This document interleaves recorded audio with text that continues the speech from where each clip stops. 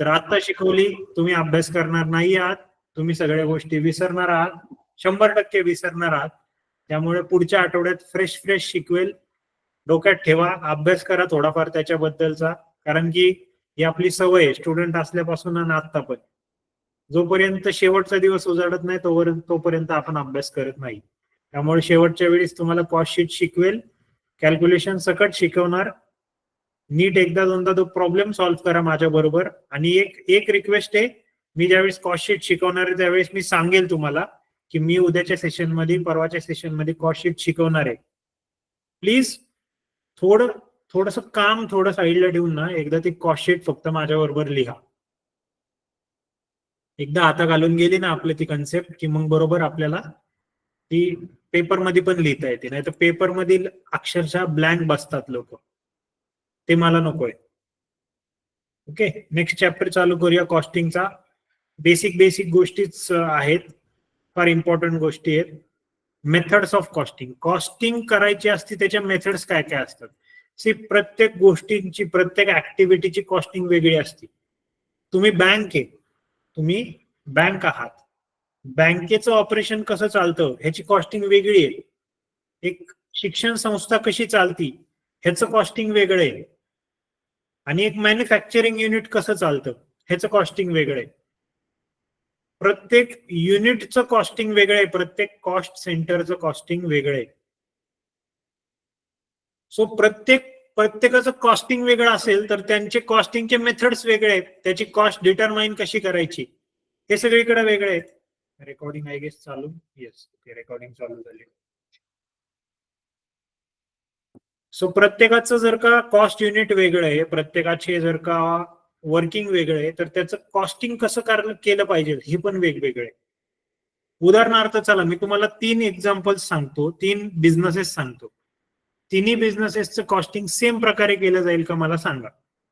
पहिला बिझनेस आहे shoes manufacturing, shoes किंवा T shirt manufacturing.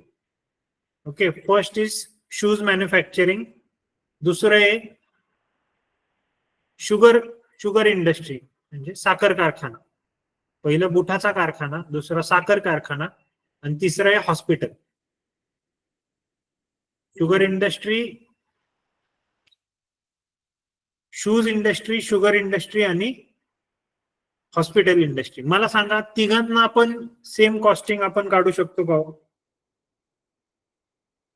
Same costing method लावू शकतो का? म्हणजे जे आता आपण वरती बघितलं बघा, material, factory overhead, admin overhead, त्याच्यानंतर सेलिंग ओव्हरहेड, असं सगळं काही करू शकतो का? तर सगळ्यांना तसं करू शकत नाही. प्रत्येक इंडस्ट्री फॅक्टरी मध्येच काम करते का? नाही. प्रत्येक इंडस्ट्री सेलिंग करते का? सेल्स कोणाचा आहे का? तुम्ही मला सांगा बरं, कुठल्या हॉस्पिटल्सची ऍड बघितली तुम्ही? हॉस्पिटल ऍडव्हर्टाइजमेंट करतं का कधी कुठं?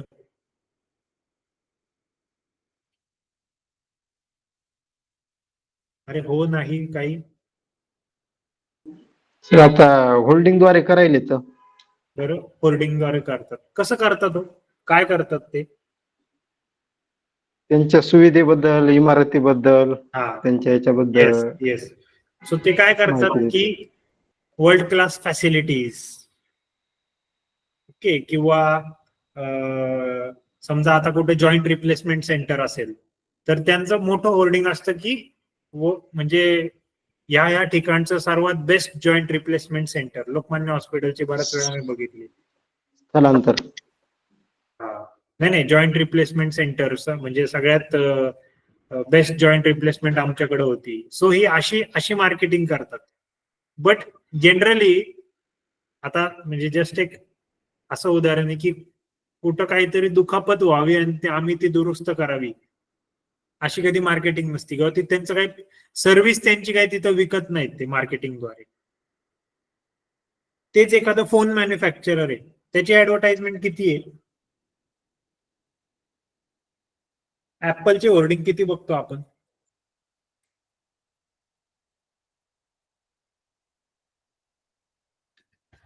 फोनच्या किती ऍडव्हर्टाइजमेंट बघतो आपण? प्रत्येक जण ब्रँड अँबॅसिडर घेतो, कोणी ना कोणीतरी स्टार. त्याचा ऍडव्हर्टाइजमेंट करतो. सो त्यांना आहे ऍडव्हर्टाइजमेंट कॉस्ट. आता आयसीएम पुणेची ऍडव्हर्टाइजमेंट बघितली का कुठे तुम्ही? कधी होर्डिंग लागलेलं, फ्लेक्स लागलेलं, काही झालेलं बघितलंय का? तर प्रत्येक इन्स्टिट्यूटचं ना कॉस्टिंग वेगळं असतं. प्रत्येक जण सेम प्रकारचे हेड्स मध्ये कॉस्टिंग करतो असं नाहीये, आणि त्याचे मेथड पण वेगवेगळे असतात. कोणी कुठल्या वेगळ्या पद्धतीने खर्च करतो, कोणी कुठल्या दुसऱ्या वेगळ्या पद्धतीने खर्च करतो, आणि तो रेकॉर्ड करण्याची पद्धत पण वेगळी. आता आपण त्या मेथड्स बघूया. पहिली मेथड आहे स्पेसिफिक ऑर्डर कॉस्टिंग. काय म्हणले? Specific order. स्पेसिफिक ऑर्डर म्हणजे काय हो? आता उदाहरणार्थ बघा, जे मी आता तुम्हाला एक्झाम्पल सांगितलं होतं की टी शर्ट असेल, तर टी शर्टची एक स्पेसिफिक ऑर्डर असते ना प्रत्येकाची वेगळी. काही ना काहीतरी एक स्पेशल डिमांड असते, त्या स्पेशल डिमांडच्या अगेन्स्ट ते प्रॉडक्ट बनतं. कन्स्ट्रक्शन असेल, आता कन्स्ट्रक्शनची प्रत्येकाची बिल्डिंग स्ट्रक्चर सेम असते का? जे माझं बिल्डिंग स्ट्रक्चर आहे तेच तुमचं बिल्डिंग स्ट्रक्चर आहे का? तर नाही. प्रत्येक ऑर्डर, प्रत्येक कॉन्ट्रॅक्ट वेगळे. सो स्पेसिफिक ऑर्डर कॉस्टिंग म्हणजे सेपरेट ऑर्डर्स असतात, सेपरेट जॉब्स असतात, सेपरेट बॅचेस असतात. या सेपरेट ऑर्डर्सचं, बॅचेसचं कॉस्टिंग आहे स्पेसिफिक ऑर्डर कॉस्टिंग. त्याच्यामध्ये काय काय प्रकार आहेत? तर पहिलं आहे जॉब कॉस्टिंग. आता जॉब म्हणजे काय? तुम्ही बऱ्याच जणांनी, म्हणजे तुमच्यापैकी बऱ्याच जण MIDCत तुमचे कोण ना कोणतरी नातेवाईक असतील तर ऐकत असाल की, किंवा माहिती पण आहे, तुम्ही इंडस्ट्रीत भरपूर वर्ष काम करताय. जॉब म्हणतो, हा जॉब आहे, तो जॉब आहे. नोकरीवाला जॉब नाही, मॅन्युफॅक्चरिंग मधला जॉब. तर इंजिनिअरिंग मध्ये हे खूप जास्त असतं बघा. हे प्रत्येक एका कामाचा एक वेगळा जॉब बनतो, जॉब चार्ट असतो. आता त्या स्पेसिफिक जॉबचं वेगळं कॉस्टिंग बनतं. जसं की उदाहरणार्थ, समजा मी पाने बनवतोय, माझी इंडस्ट्री आहे की मी पाने, म्हणजे जे आपले हे असतात ना, नट बोल्ट टाईट करण्यासाठी जे पाने असतात, ते पाने बनवतो मी. आता माझ्याकडं त्याच्यात पण किती प्रकार आहेत बघा. 1 नंबर, 12 नंबर, 10 नंबर, 1 पासून 20 पर्यंत कितीतरी नंबरचे ते पाने असतात. 15-16 नंबरचा पाना, 17-18 नंबरचा पाना. आता प्रत्येक पाण्याची क्वांटिटी ही वेगळ्या जॉब मध्ये बनते. सो त्याचं प्रत्येकाचं कॉस्टिंग वेगळं असणार. प्रत्येकाला मटेरियल वेगळं लागते, प्रत्येकाला डाय वेगळा लागतोय, प्रत्येकाचं पॅकेजिंग मटेरियल वेगळं आहे. मोठा पाना असेल तर ते एक सिमिलर पॅकेजिंग मध्ये नाही हे होणार. सो हे झालं जॉब कॉस्टिंग. हे कुठं शक्यतो आपल्याला मिळतं? की जिथं वेगवेगळे जॉब्स आहेत ना, एक इंडस्ट्री पण तिथं काम वेगवेगळ्या प्रकारचं आहे. एकाच मशीन लाईन वरती वेगवेगळ्या प्रकारची कामं होतात. अजून एक उदाहरण याचं सांगायचं झालं तर झेरॉक्सवाला. आता मी तिथं गेलो झेरॉक्सवाल्याकडे, मी त्याला म्हणले स्टडी मटेरियल जे हे स्टडी मटेरियल मला प्रिंट करून दे. तर माझा जॉब झाला स्टडी मटेरियल. दुसरं कोणी तिथं गेलं आणि म्हणलं की एक काम कर, मला एक हे बुक आहे, समजा एखादं कोठारीचं बुक आहे, तर त्या कोठारीच्या बुकची 100 प्रिंट्स मारून दे किंवा झेरॉक्स मारून दे. सो ते झाला दुसरा जॉब. कोणाचं काही दुसरं प्रिंटिंगचं काम असतं, त्याचा झाला तिसरा जॉब. प्रत्येक जॉबचं कॉस्टिंग वेगळं आहे. मी म्हणलं मला स्पायरल बाइंडिंग पाहिजे, तर त्याला त्याची कॉस्टिंग वेगळी पडणार त्या जॉबची. जर का कोणी, आता तुमच्यापैकी बरेच जण जाणार आहेत प्रिंटिंग वाल्याकडं, ब्लॅक बुक बनवून घ्यायचे, ब्लॅक बुकची कॉस्टिंग वेगळी आहे, तो त्याच्यासाठी एक वेगळा जॉब झाला. सो जॉब कॉस्टिंग कसं, की एका इंडस्ट्रीमध्ये वेगवेगळ्या प्रकारचे जॉब्स असतील, वेगवेगळ्या प्रकारचे प्रॉडक्ट्स निघणार असतील, तर त्या प्रत्येक प्रॉडक्टच्या रिलेटेड जे काही काम असतं तर ते झालं जॉब कॉस्टिंग. एवढं सिंपल आहे. समजलंय जॉब कॉस्टिंग? Yes, no? मी असं अजून करतो, समजलंय. नेक्स्ट आहे कॉन्ट्रॅक्ट कॉस्टिंग. कॉन्ट्रॅक्ट जिथं दिलं जातं ना, आता कॉन्ट्रॅक्ट कुठं कुठं होतो? कॉन्ट्रॅक्ट कुठं होतं? हॅलो, झोपले काय सगळे?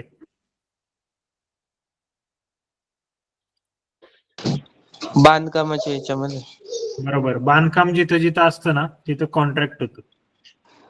तर बिल्डिंगचं कॉन्ट्रॅक्ट असतं, रस्ते बांधायचं कॉन्ट्रॅक्ट असतं, ब्रिज बांधायचं कॉन्ट्रॅक्ट असतं, धरण बांधायचं कॉन्ट्रॅक्ट असतं, बंधारे बांधायचं कॉन्ट्रॅक्ट असतं, इंजिनिअरिंग मध्ये कॉन्ट्रॅक्ट असतात.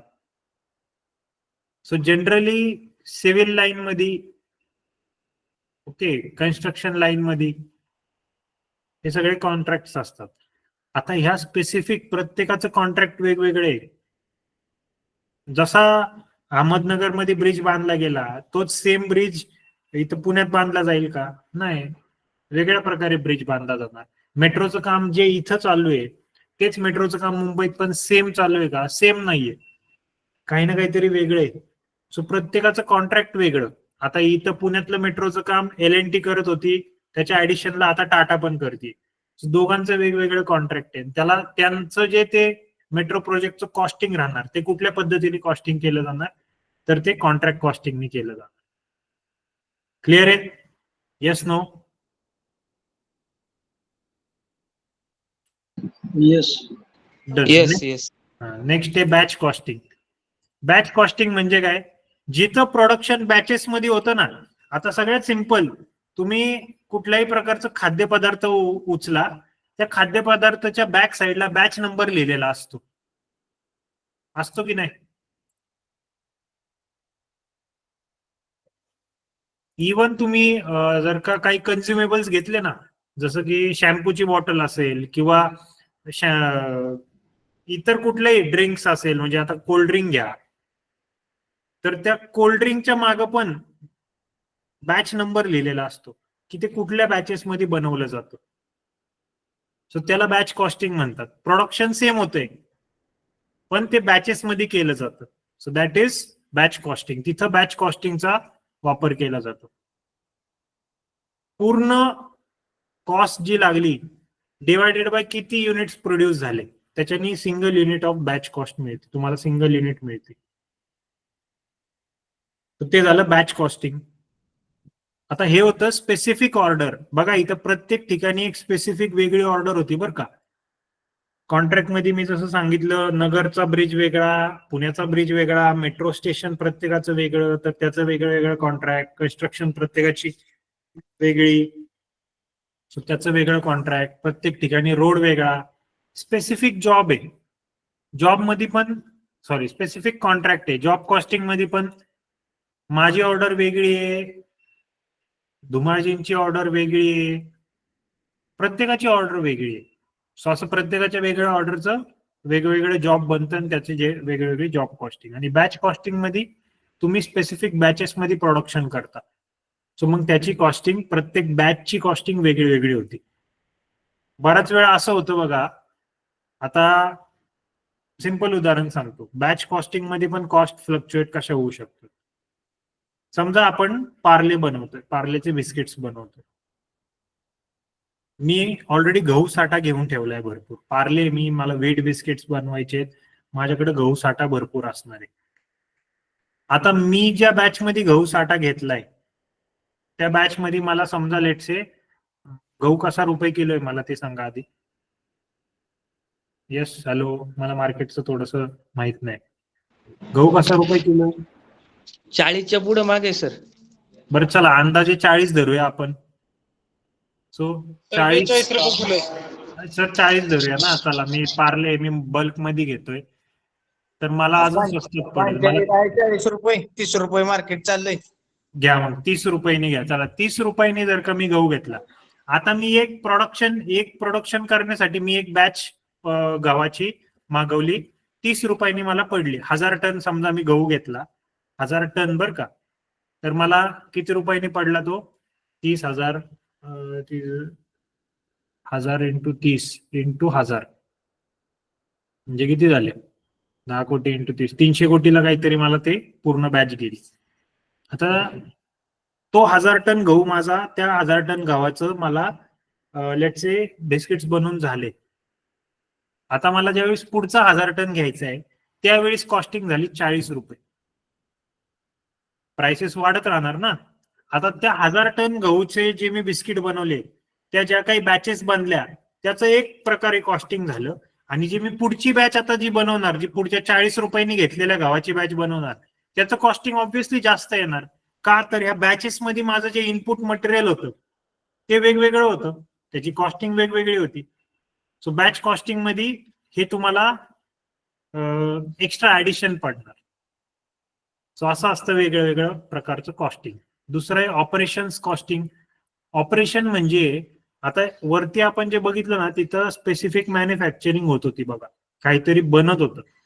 ऑपरेशन्स मध्ये काय होतं, एक स्टँडर्ड प्रोसेस जी असते त्या प्रोसेसचं कॉस्टिंग होतं. जिथं स्टँडर्ड प्रोसेस असते ना, त्या प्रोसेसचं कॉस्टिंग होतं. त्यामध्ये काय काय, युनिट और आउटपुट कॉस्टिंग. युनिट कॉस्टिंग म्हणजे एक सिंगल युनिट बनवायला किती कॉस्ट लागली त्याचं म्हणजे युनिट कॉस्टिंग किंवा आउटपुट कॉस्टिंग. समजा मी जे बेसिकली सेम आहेत वर खाली सारखेच, पण त्यांना स्पेसिफिक बायफर्गेशन का दिलंय, तर तुम्हाला एक स्पेसिफिक युनिटची कॉस्ट काढता यावी. आता समजा उदाहरणार्थ मी आहे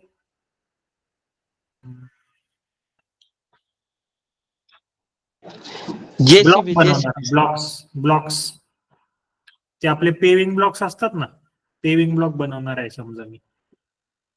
प्रत्येक पेविंग ब्लॉकचं मला वेगळं वेगळं कॉस्टिंग काढता येईल का हो?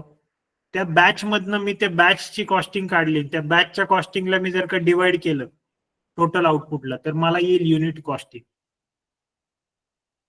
सो जिथं बॅच कॉस्टिंग होती ना, त्या बॅच कॉस्टिंगलाच आपण पुढे डिवाइड करून युनिट कॉस्टिंग करू शकतो.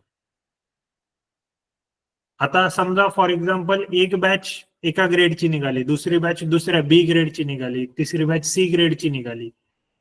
ग्रेडेशन केलं तरी मला प्रत्येक युनिटचं वेगवेगळं बॅच नुसार कॉस्टिंग काढता येतं. So that is unit costing. त्यानंतर आहे प्रोसेस कॉस्टिंग. आता प्रोसेस कॉस्टिंग कुठं वापरली जाते, तर जिथं प्रोसेस इन्व्हॉल्व आहे. म्हणजे आपण एक रॉ मटेरियल टाकतो, त्याच्यावर प्रोसेसिंग होतं, एक आउटपुट निघतं. ते आउटपुट आपण दुसऱ्या मेथडमध्ये टाकतो किंवा दुसऱ्या प्रोसेसमध्ये टाकतो, तिथं परत त्याच्यावरती प्रक्रिया होती, त्याच्यातनं एक प्रॉडक्ट निघतं. ते प्रॉडक्ट परत आपण घेतो, तिसऱ्या प्रोसेसमध्ये टाकतो, किंवा ते दुसरं प्रॉडक्ट पण फायनल असू शकतं. सो जिथं असे प्रोसेसेस इन्व्हॉल्व आहेत तिथं प्रोसेस कॉस्टिंग होतं. सगळ्यात बेसिक उदाहरण, सगळ्यात सिंपल उदाहरण, पेपर बनवणं. पेपर जे, आता पेपर बनवण्यामध्ये सगळ्यात पहिलं तर काय येतं सांगा बरं मला. Raw material sir. काय raw material? Pulp wooden pulp झाडाचा. पहिला तर झाड येतो, पहिलं झाड येतं, झाड येतं, झाडाच्या शीट्स बनतात, त्याचं पल्प बनतं. म्हणजे ती एक प्रोसेस झाली. ते झाडाचं पल्प बनतं ना, वुडन पल्प म्हणजे. मग पहिलं रॉ हो. मटेरियल आहे ट्री, झाड.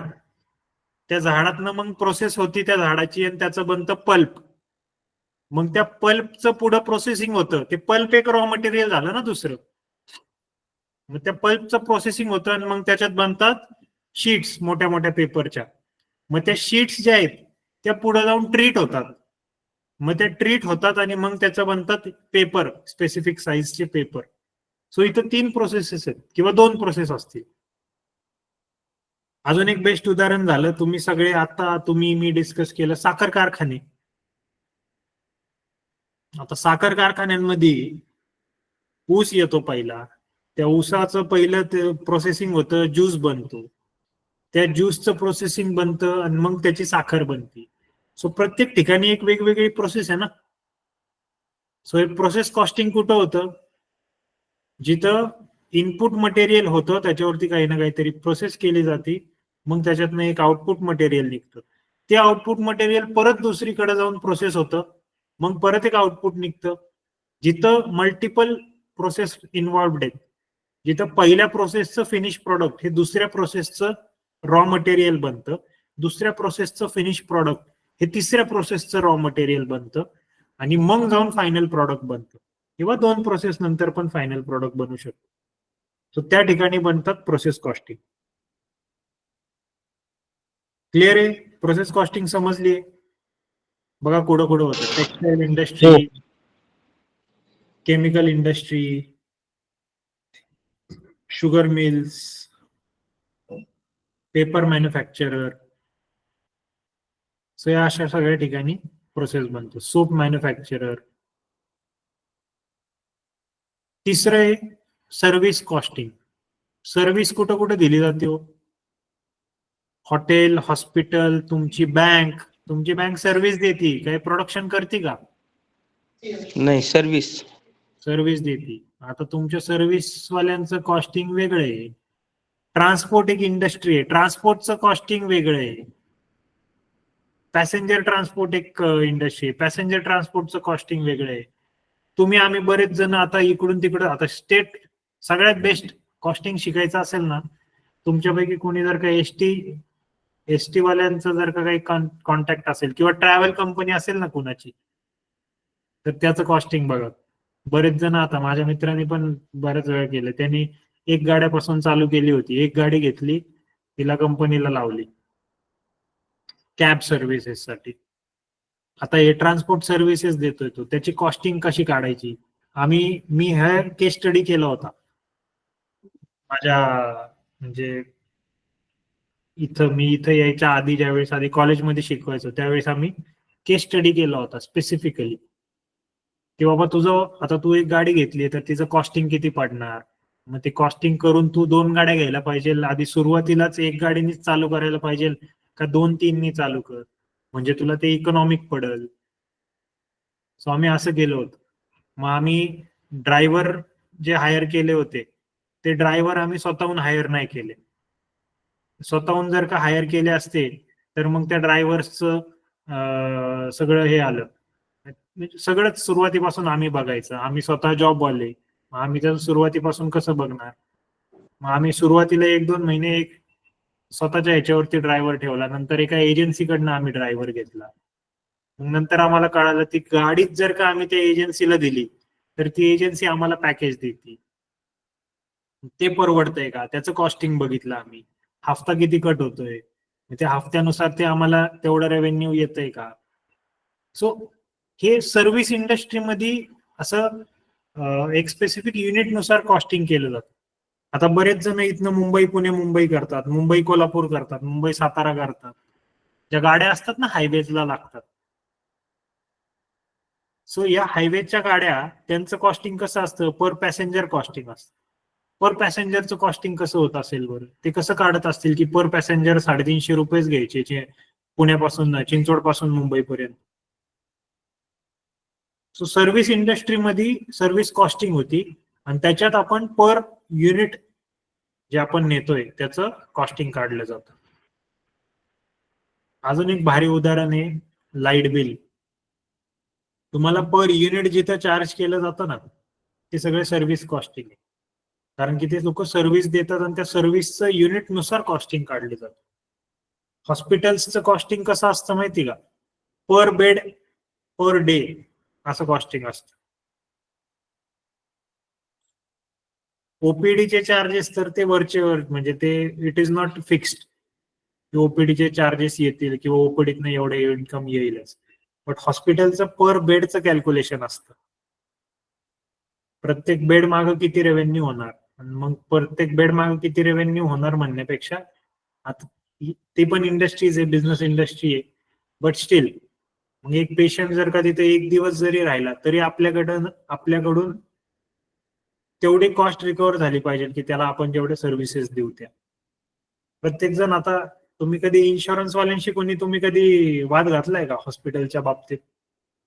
तुमच्यापैकी कोणाला एक्सपिरियन्स आलाय का थर्ड पार्टी इन्शुरन्स करताना? Yes, anyone?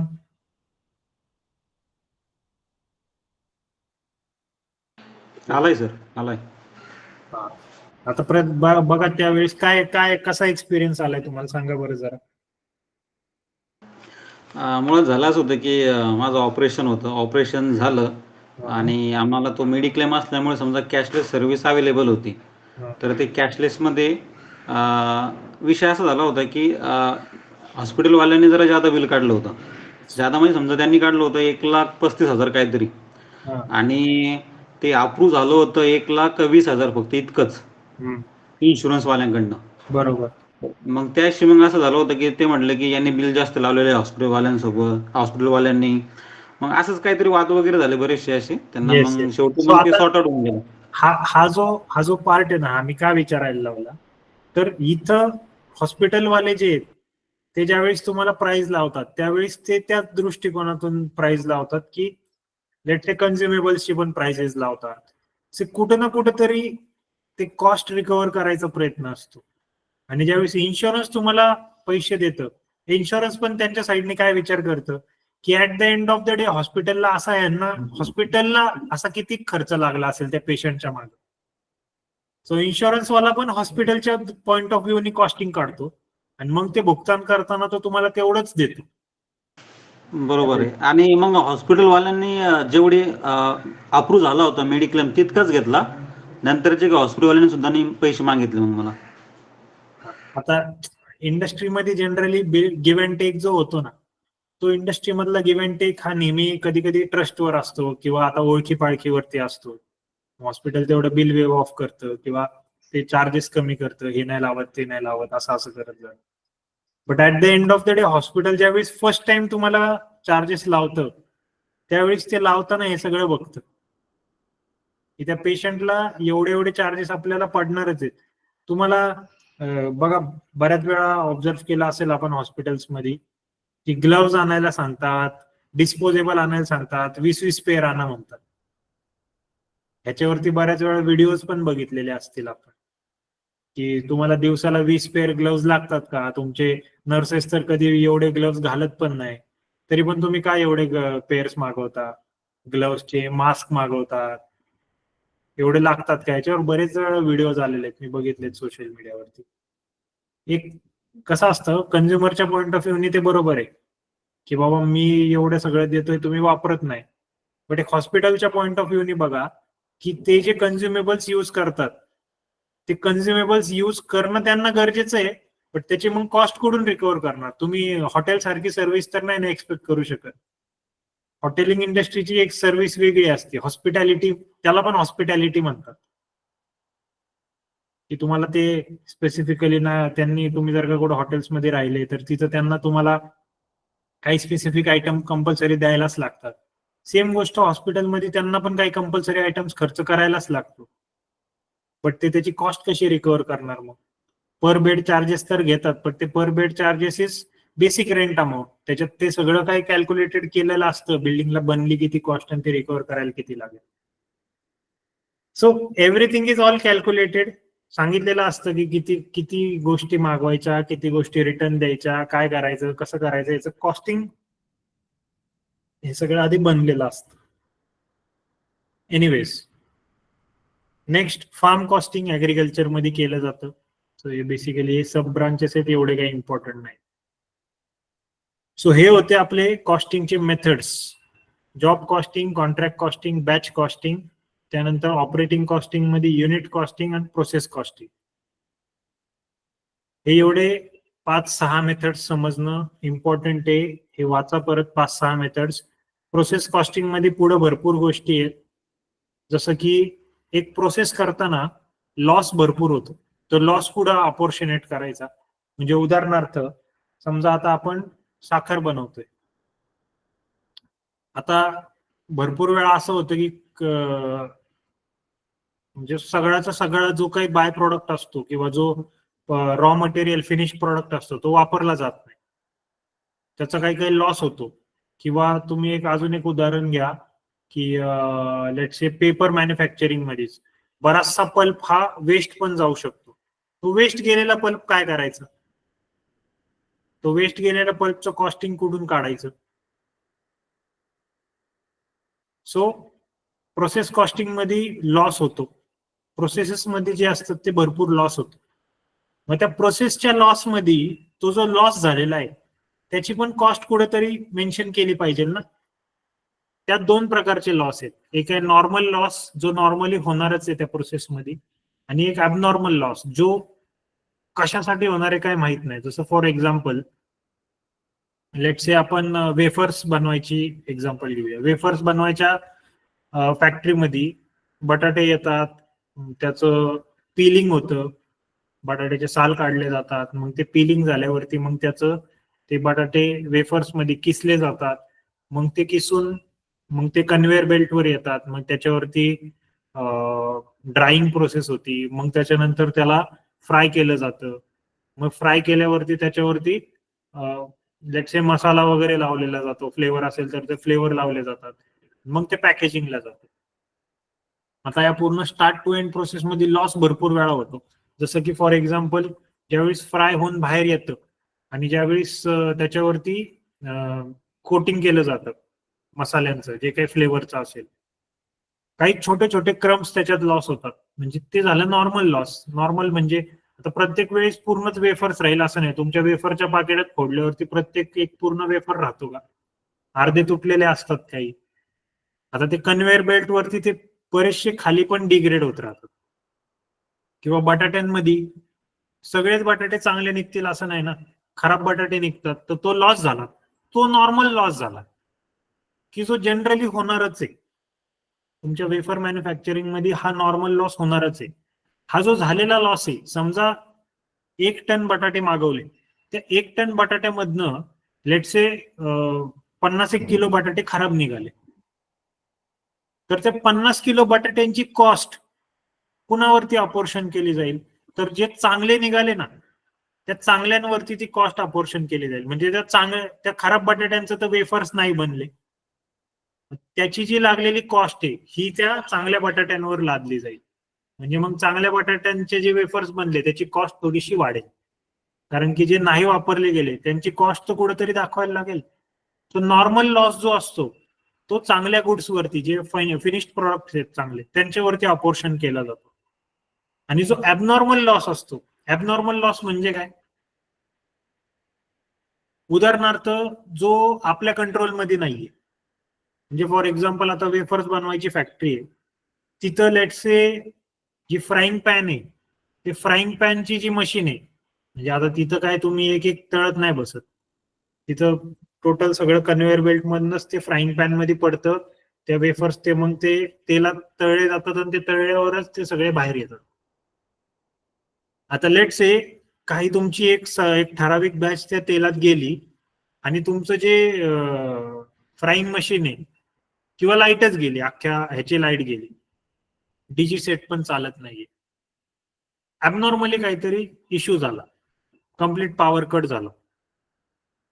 आता जेवढे त्या तेलात ते वेफर्स आहेत ते सगळेच्या सगळे फेकून द्यायचे, ते काय रिकवर होणार नाही. सो तो काय झाला, तो ऍबनॉर्मल लॉस झाला. तो जनरली होतो का? तर तो होत नाही, बट यावेळेस लाईट गेल्यामुळे तो लॉस झाला. सो तो ऍबनॉर्मल लॉस जो आहे ना, तो ऍबनॉर्मल लॉस कसा रेकॉर्ड करायचा, त्याची ट्रीटमेंट काय करायची? ऍबनॉर्मल प्रोसेस लॉस, ऍक्सिडेंट झाला किंवा काही कुठल्या तरी अनवॉन्टेड चुकीमुळं ते जर का झालं, तर त्या ऍबनॉर्मल लॉसला प्रॉफिट अँड लॉस मध्ये आपण त्याला दाखवायचं. नॉर्मल लॉस सारखं जे चांगले गुड्स आहेत त्याच्यावरती पसरवायचं नाही, त्याच्यावरती अब्झॉर्ब करायचं नाही. ऍबनॉर्मल लॉसला विशिष्ट प्रॉफिट अँड लॉस मध्ये घ्यायचं, कारण की त्या जनरली आपल्याकडं तसा लॉस होत नाही. हा लॉस काही ना काहीतरी एका विचित्र ऍक्टिव्हिटीमध्ये किंवा चुकीच्या ऍक्टिव्हिटीमध्ये तो झालेला आहे.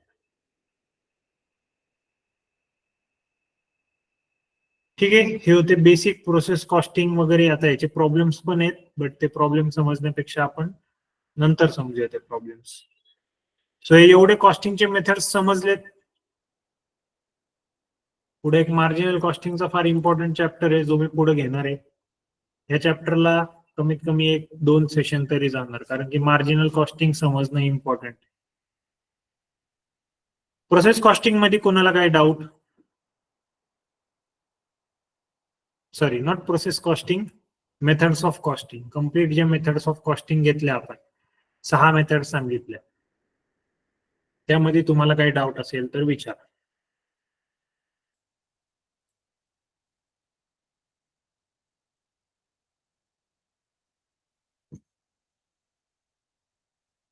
यस, नो, हो, नाही, काहीतरी.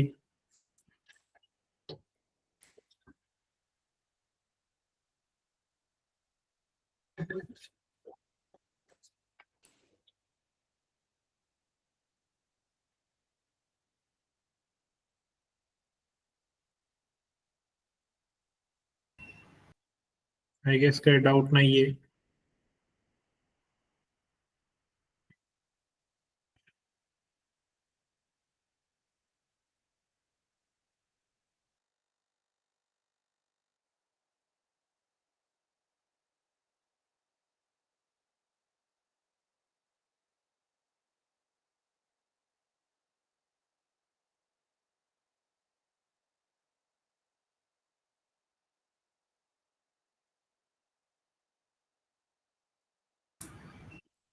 चलो, तर काही डाऊट नसेल तर आजचं सेशन या ठिकाणी आपण संपूया.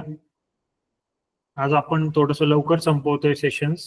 आज वैभव सरांचा फेअरवेल आहे, त्यानिमित्ताने छोटासा ऑफिसमध्ये कार्यक्रम आहे, त्यामुळे जे 4 ते 5चं सेशन राहील ते नाही घेणार आपण. पुढच्या वीक मध्ये पण सेम 2 ते 5च शेड्यूल राहणार आहे. आता बाहेरचे फक्त काही ठराविक लेक्चर्स बाकी आहेत इतर सब्जेक्ट्सचे, कॉस्टिंग आणि आमचे इन्फॉर्मेशन टेक्नॉलॉजी आणि मार्केटिंग, हे सब्जेक्ट्सचे मेन सेशन्स बाकी आहेत. माझा कॅल्क्युलेशन वाला सब्जेक्ट आहे, त्यामुळे त्याचे मी प्रॅक्टिकल सेशन्स घेणार आहेत. सो नेक्स्ट वीक सगळ्यांनी अवेलेबल राहायचं. ओके, इतर काही प्रश्न असतील कोणाला तर विचारू शकता.